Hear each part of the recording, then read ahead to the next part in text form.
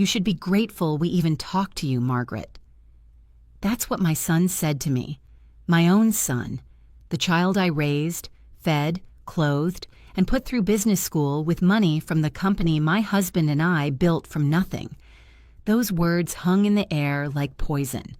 And you know what I did? I smiled. I nodded, and I went completely silent because I already knew something they didn't. Hello, everyone. My name is Margaret Ann Hutchison, and I'm 72 years old. I'm coming to you from my home office in Portland, Oregon, where I'm currently sitting in a building that bears only my name on the deed. Tell me in the comments where you're watching this from. I'd love to know I'm not alone in what I'm about to share with you. This is the story of how I lost my family and found my backbone. How I learned that silence can be the loudest weapon you possess, and how a lifetime of being underestimated became my greatest advantage. Let me take you back to 1975. I was 22 years old, fresh out of secretarial school, working at a small accounting firm in downtown Portland. That's where I met Robert Hutchison. He was 30, ambitious, and had just inherited a small printing press from his uncle. The business was failing. Robert had passion but no head for numbers, no organizational skills, and no patience for the paperwork that keeps a business alive. I fell in love with him on our third date. We were married 6 months later. Robert wanted to build something, an empire, he used to say. Though back then, our empire was a single printing press in a rented warehouse that smelled like ink and mildew. I kept working at the accounting firm during the day and would come to the warehouse every evening. While Robert handled the creative side and client relationships, I managed everything else. The invoices, the taxes, the payroll when we finally hired our first employee, the negotiations with suppliers who tried to overcharge us because they thought we were just kids playing business. I learned the printing industry inside and out. I studied our competitors. I found cheaper suppliers without sacrificing quality. I created systems for inventory management that saved us thousands. When Robert wanted to expand into commercial printing in 1981, I was the one who ran the numbers, secured the loan, and made sure we could actually afford the new equipment. By 1985, Hutchison Printing wasn't just surviving. We were thriving. We had 20 employees. We'd moved into a real facility. We'd landed contracts with 3 major corporations. Robert was the face of the company, and I was fine with that. He loved the spotlight. I loved the work. We had 2 children. David was born in 1979 and Caroline in 1982. I did what so many women of my generation did. I worked full-time at the business and full-time at home. I packed lunches and attended parent-teacher conferences and made sure homework was done, all while managing the company's finances and operations. Robert used to introduce me as his secret weapon.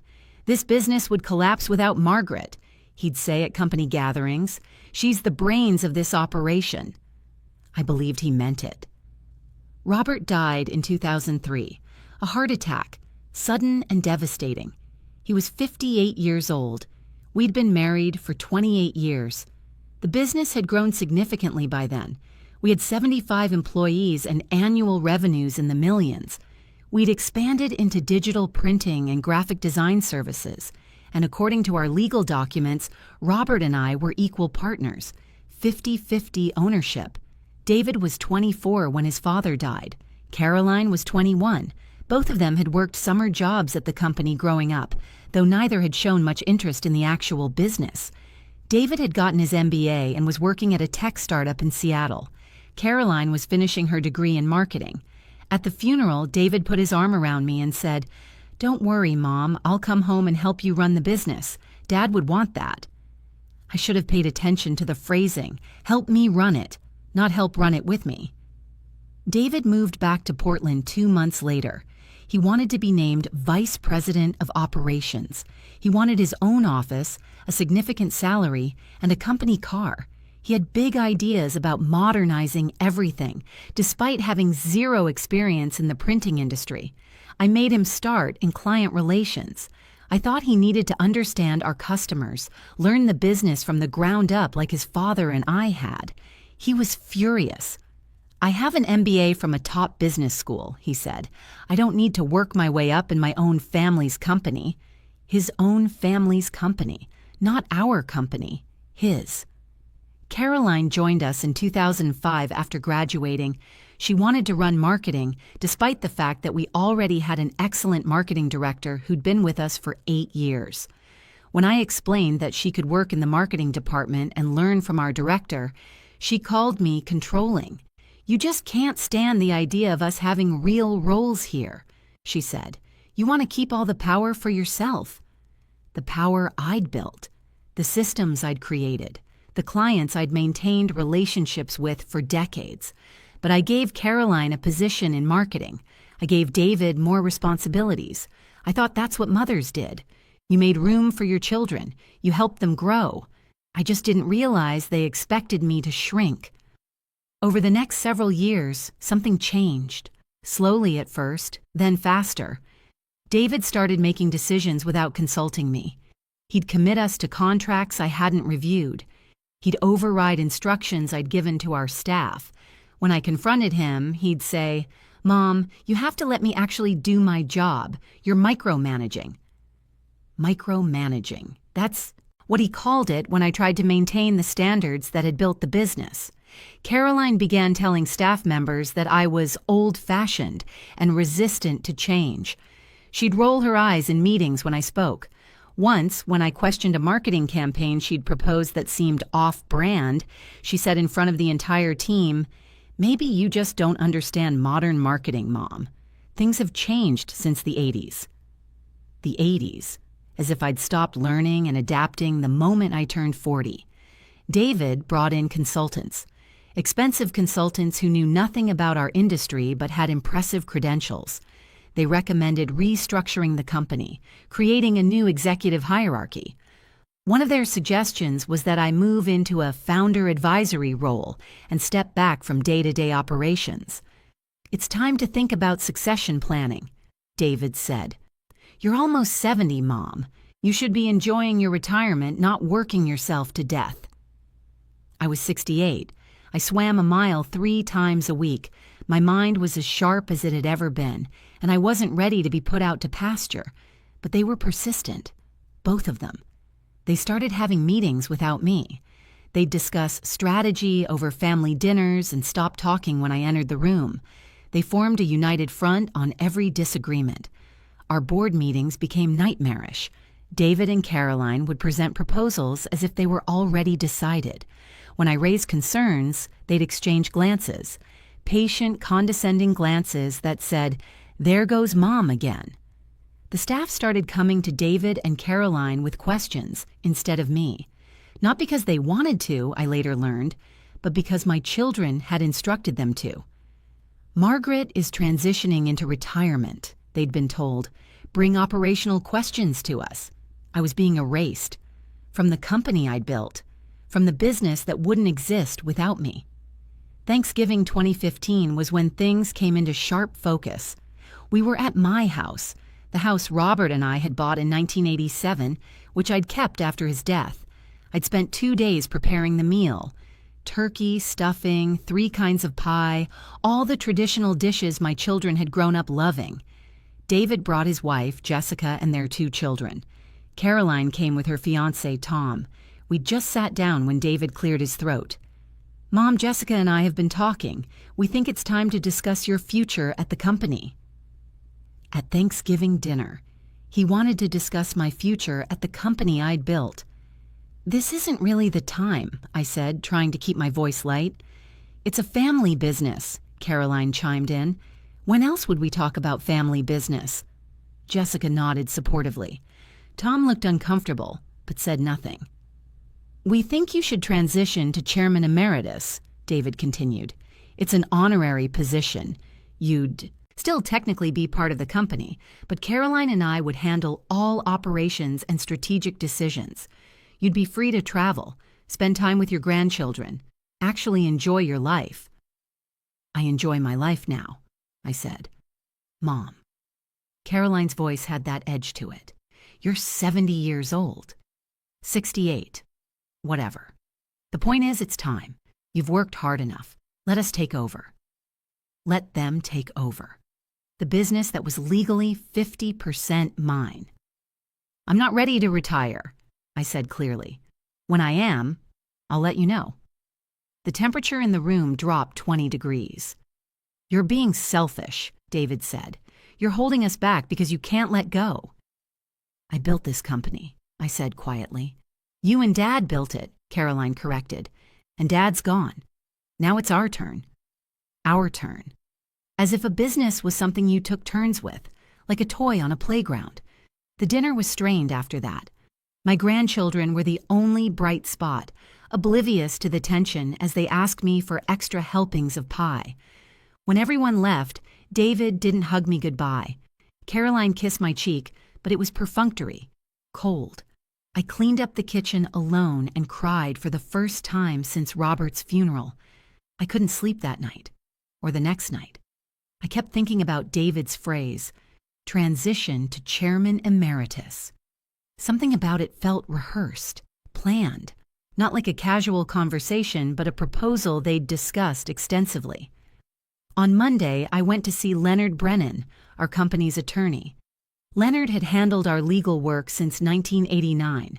He was 75, sharp as a tack, and one of the few people who remembered when Hutchison Printing was nothing but me, Robert, and a dream.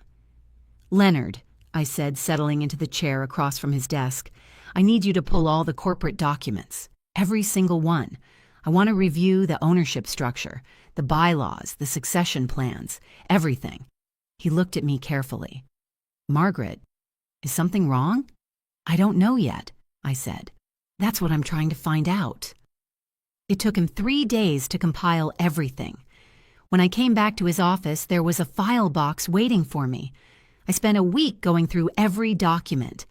And that's when I found it. Buried in a contract David had brought to me 8 months earlier, a contract he'd said was just a standard update to our corporate structure, was a clause. A small clause, easy to miss if you weren't looking for it. It stipulated that in the event I stepped down or was deemed unable to fulfill my duties as co-owner, my shares would be automatically distributed to my children in equal parts. I'd signed it. He'd presented it with a stack of other documents, all routine business, and I'd trusted him. I'd trusted my son. I remember that day clearly. It was a Tuesday afternoon in March 2015. David had walked into my office with his usual confident stride, carrying a leather portfolio. Mom, I've got some paperwork for you to sign, just routine corporate maintenance stuff.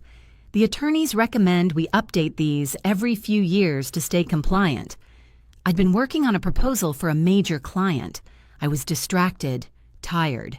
He'd laid out 5 documents, each flagged with those little sticky arrows showing where to sign. He'd explained each one quickly. New banking resolution, updated liability insurance, corporate structure clarification, standard language, standard forms. I'd signed them all, never read them fully, because he was my son and I trusted him. That realization hit me like a physical blow. I'd raised this man, changed his diapers, stayed up with him when he had nightmares, put him through college, and he'd deliberately deceived me to set up a trap. But that wasn't all. I kept digging. I found emails David had printed and filed away, emails between him and Caroline discussing their strategy for getting me out. One email dated July 2015 made my blood run cold. See, Mom's getting more difficult about the modernization initiatives. We need to accelerate the timeline. I'm thinking we push for the advisory role transition by early 2016. We can frame it as honoring her legacy. People respond to that emotional angle. Let me know your thoughts. D. Caroline's response. Agreed. We should start documenting any mistakes she makes. Build a case if she resists. Also, what about her salary? Can we reduce it as part of the transition? They were plotting against me like I was a hostile takeover target, not their mother. I found consultant reports recommending my removal that had never been shared with me.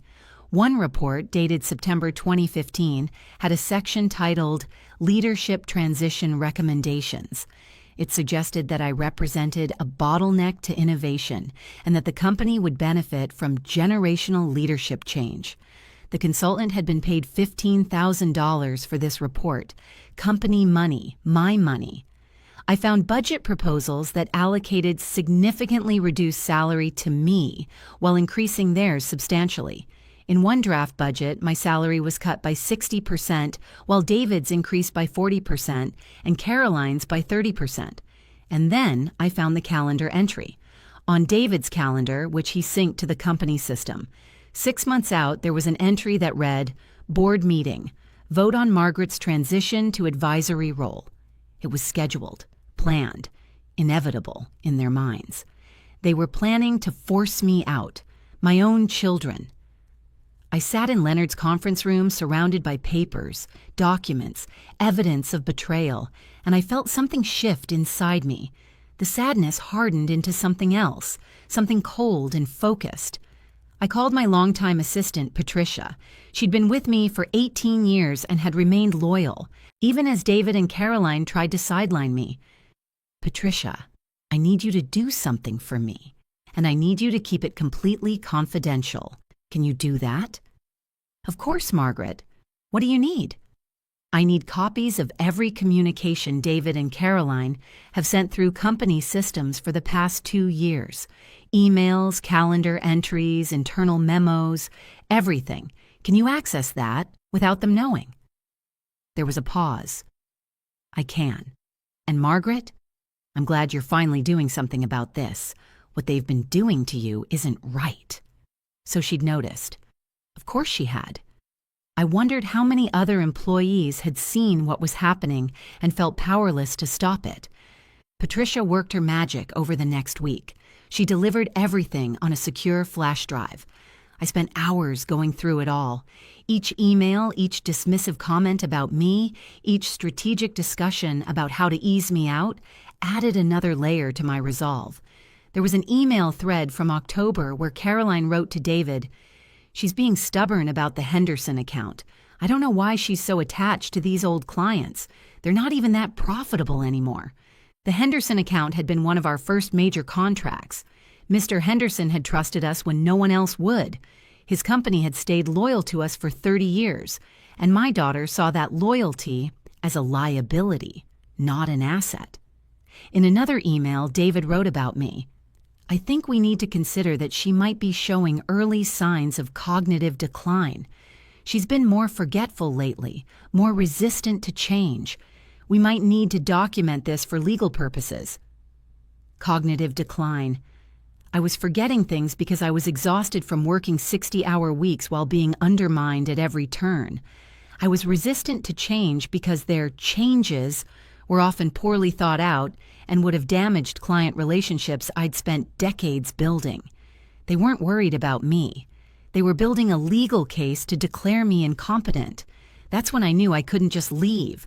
I couldn't just step down and hand them the business. They didn't deserve it. They hadn't earned it. And they would destroy what Robert and I had built. That night, I sat in my home office, the same office where Robert and I used to do the books together, where we'd planned our expansion, where we dreamed about the future. I was shaking, not with sadness anymore, with rage. I picked up the phone 3 times to call David, to scream at him, to demand an explanation. 3 times I put it back down. If I've learned anything in my 71 years, if I want those watching to understand anything, it's this. Anger is useful, but strategic silence is powerful. Confronting them would accomplish nothing. They'd deny it, gaslight me, make me out to be paranoid or unstable. They'd probably use my emotional reaction as more evidence of my supposed cognitive decline. "See, Mom's becoming erratic. She's making wild accusations. This just proves we need to move forward with the transition." No, I would not give them that ammunition. I made a decision. I would not confront them. I would not give them the satisfaction of my hurt. I would not show my hand. I would go quiet. And I would find another way. The next day at work, I was pleasant, agreeable. When David proposed a new initiative that I knew would waste money, I nodded and said, "That sounds interesting. Go ahead." When Caroline critiqued one of our long-standing client relationships, I simply said, "You might be right. I'll think about that." They looked surprised, but pleased, like they'd finally gotten through to me, like I was finally becoming reasonable. The transformation was immediate and striking. In meetings, I stopped challenging their ideas. When they made decisions I disagreed with, I stayed silent. I started asking them for advice on things I could have handled in my sleep. "David, I'm not sure about this new software system. What do you think we should do?"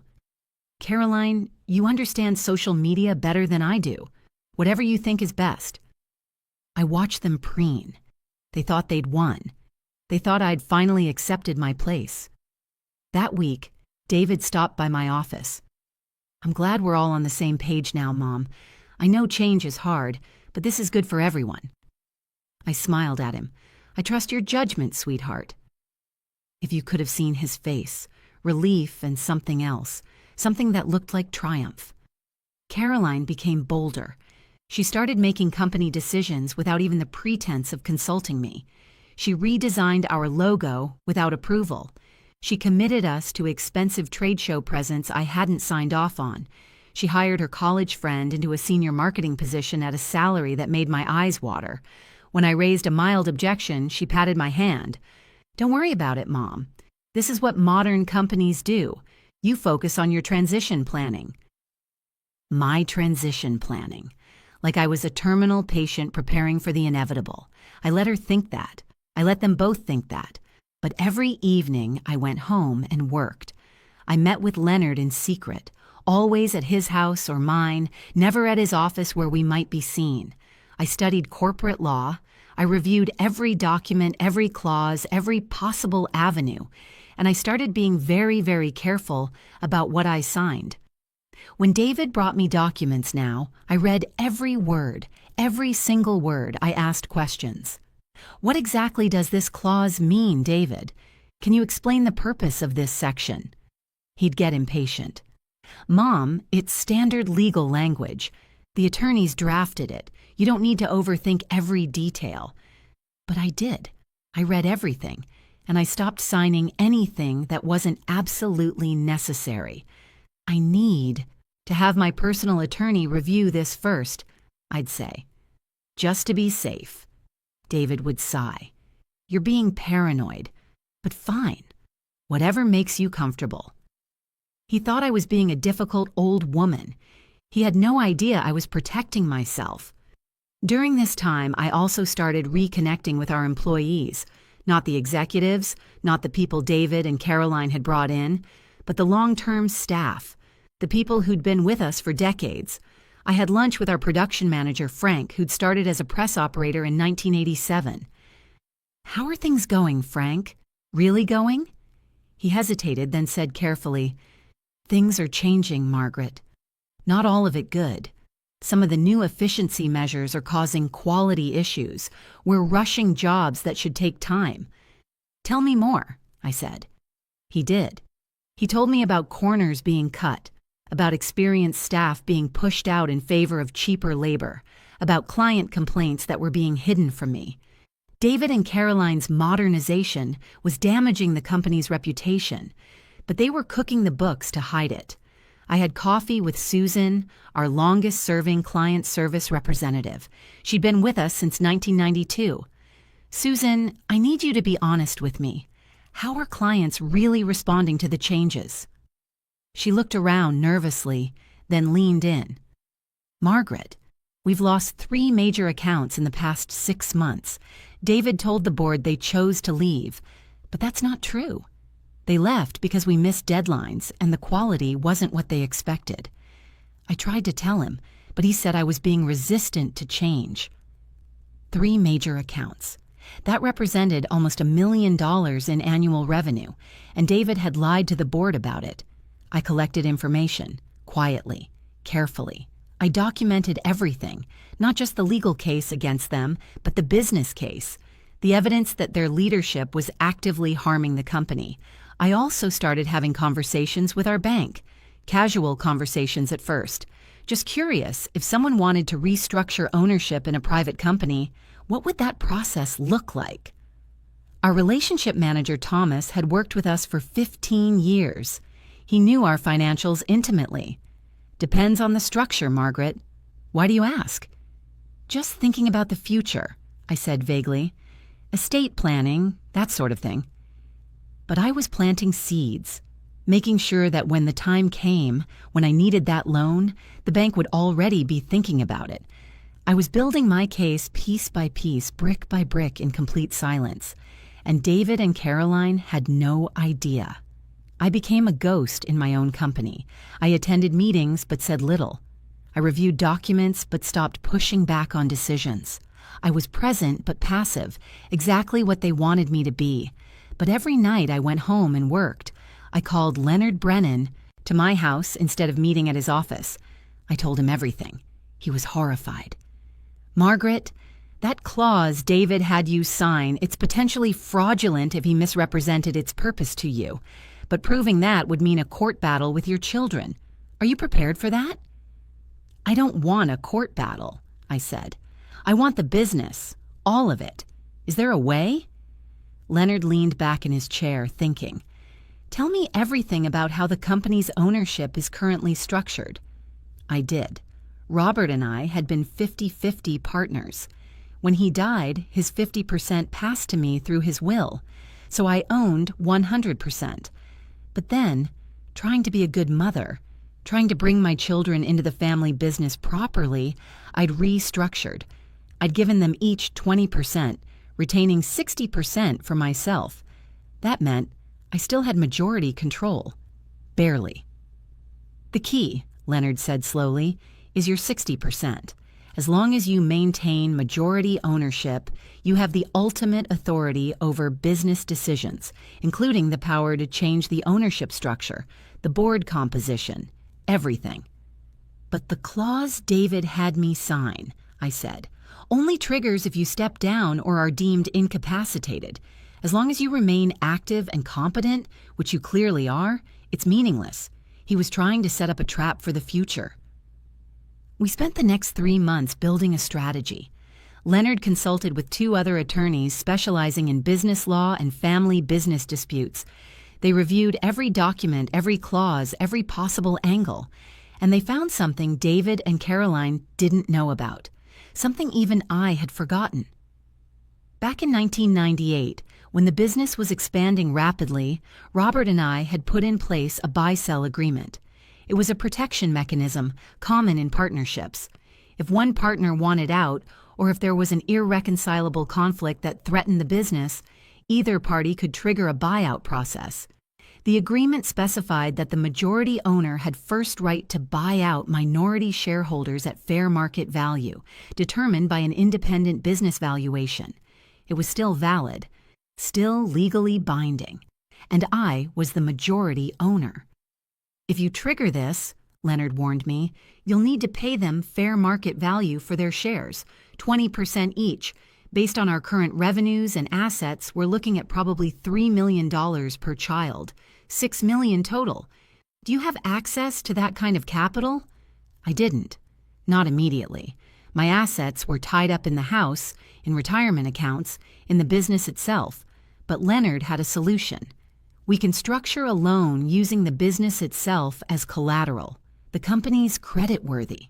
You've got decades of strong financial history, and once you own 100%, you can make decisions about compensation, dividends, everything, without anyone blocking you. You could pay off the loan within a few years. It was risky. If the business struggled, I could lose everything. But staying in the current situation meant losing everything anyway, just slower and more painfully. Let's do it, I said. The next step was getting the business valuation. This had to be airtight.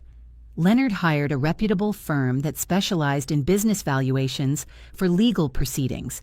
They spent 6 weeks analyzing every aspect of Hutchison Printing, revenue, assets, client contracts, market position, everything. The valuation came back at $15 million, which meant 20% shares were worth $3 million each, exactly what Leonard had estimated.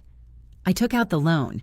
It was the most terrifying thing I'd ever done, putting my financial security on the line at 71 years old. But Leonard had found a bank willing to work with me, partly because the business had such a strong credit history, and partly because I was taking majority control, which actually reduced the bank's risk. While this was happening, I maintained my act at work. Sweet, passive, increasingly forgetful Margaret. I started making small mistakes, nothing catastrophic, but enough to reinforce their narrative that I was slipping. Once I accidentally sent an email to the wrong client. Another time, I showed up to a meeting on the wrong day. David and Caroline exchanged knowing looks. "Mom's really declining," I heard Caroline whisper to her brother. "Perfect. Let them think that." I started talking about maybe traveling more, about how I was tired, about how they were probably right that I should slow down. Their relief was palpable. They thought they were winning. In February 2016, David scheduled that board meeting, the one from his calendar, to discuss Margaret's transition to an advisory role. I told him that sounded fine. I'd be there. Before you continue watching, can I ask you to hit that subscribe button? Because what happens next is the moment I'd been planning for months, and I promise you, it's worth staying for. The board meeting was scheduled for February 18th at 2 in the afternoon. Our board consisted of 5 people: me, David, Carolyn, and 2 outside advisors they'd brought in the previous year. Those advisors had seemed neutral before, but I'd noticed they sided with David and Caroline on every vote. I asked Leonard to attend as corporate counsel. David seemed fine with that, just routine legal presence. The meeting started with standard business. Financial reports, which were strong. We were having a good year. Client updates. Nothing controversial. Then David cleared his throat. Item 7 on the agenda, discussion of company leadership structure. He pulled out a presentation. He'd made slides, professional slides, about succession planning, about my distinguished career, about how it was time for the next generation to lead Hutchison Printing into the future. "Mom," he said, and his voice was gentle, almost pitying, "you've built an incredible legacy, but it's time to let Caroline and me take the company forward. We've prepared a very generous advisory position for you. You'd maintain an office, a reduced salary, and of course, you'd keep your ownership shares. You just wouldn't be involved in day-to-day operations or strategic decisions anymore. The company needs younger, more dynamic leadership," Caroline added. "The industry is changing. We need people who understand digital transformation, who can pivot quickly." One of the board advisors nodded. "I think this is a wise and respectful transition plan." They were all looking at me, waiting for me to argue, to fight, to make a scene that would prove I was the difficult, unreasonable old woman they'd painted me as. I didn't. I simply turned to Leonard. "I believe you have some documents to distribute." Leonard opened his briefcase and pulled out folders, 5 of them. He placed one in front of each person at the table. "What's this?" David asked, his confidence faltering slightly. "Please open the folders," I said calmly. They did. I watched their faces as they read. Confusion first, then shock, then horror. "This is notice," Leonard said formally, "that Margaret Hutchison, as majority owner of Hutchison Printing, is exercising her rights under the buy-sell agreement established in 1998 to purchase all minority shares of the company." "What?" Caroline's voice was shrill. "You can't do that." "I absolutely can," I said, "and I am. You'll find the independent business valuation in your packets. You're each being offered $3 million for your 20% shares. That's fair market value. The agreement stipulates you have 30 days to accept the offer or negotiate. But if we can't reach an agreement, a judge will enforce the buyout at the appraised value." "Mom." David's face had gone pale. "You can't be serious." "I'm completely serious." "You're stealing our inheritance." Caroline stood up, her chair scraping loudly. "Your inheritance?" I kept my voice level. "I gave you those shares. Generously. Perhaps too generously, as it turns out. But this company isn't your inheritance, Caroline. It's my life's work. mine and your father's, and I'm not ready to hand it over to people who've spent the last year trying to force me out." "We were trying to help you," David insisted. "Help me?" I pulled out my own folder. "Is that what you call the emails where you discussed handling the Margaret problem? The consultant reports you commissioned that recommended my removal but never shared with me. The clause you slipped into documents claiming it was routine, when it was actually designed to strip my shares if you could get me declared incapacitated?" The room went silent. "You were trying to steal my company," I said. "My company? Did you really think I wouldn't notice? Did you think I was that far gone?" "This is insane," David said, but his voice had no strength behind it. "We're your children." "Yes, you are, which is why I gave you opportunities, positions, ownership in this company, and you repaid me by trying to push me out like I was nothing, like I hadn't spent 40 years building this business, like I was just some obstacle in your way." I stood up. "You told me I should be grateful you even talked to me. Do you remember that, David? At the Christmas party last year, you said I should be grateful. For what? For being tolerated by my own son in the business I built." He had the grace to look ashamed, but only for a moment. "You'll regret this," Caroline hissed. "We'll fight it. We'll tie this up in court for years." Leonard spoke up. "You're welcome to try, but the buy-sell agreement is ironclad. We've had 3 attorneys review it. You will lose, and you'll spend a fortune in legal fees, and the final result will be exactly the same. You'll be bought out at fair market value. The only question is whether you want to accept the offer now or waste time and money fighting the inevitable." They fought it. Of course they did. They hired their own attorneys. They filed motions. They tried to argue I was acting out of spite, that the buyout wasn't in good faith, that I was mentally incompetent. That last one particularly enraged me. I submitted to a full neurological evaluation just to prove them wrong. The doctor's report said I had the cognitive function of someone 20 years younger. 4 months later, in June 2016, a judge upheld the buyout. David and Caroline were each paid $3 million for their shares. They stopped speaking to me entirely. I own 100% of Hutchison Printing now. I paid off the loan in 3 years, ahead of schedule. I promoted several long-term employees into leadership positions, people who'd been overlooked while my children played at being executives. The company is more profitable now than it's ever been. My grandchildren still visit sometimes, though less often. David and Caroline have tried to turn them against me, but teenagers are smart. They ask questions. They want to understand. I tell them the truth, age appropriately, and let them draw their own conclusions. Do I wish things had been different? Of course. I wish my children had valued me. I wish they'd seen me as a partner instead of an impediment. I wish I could have handed them the business with pride instead of having to take it back by force. But I don't regret what I did. Not for a second.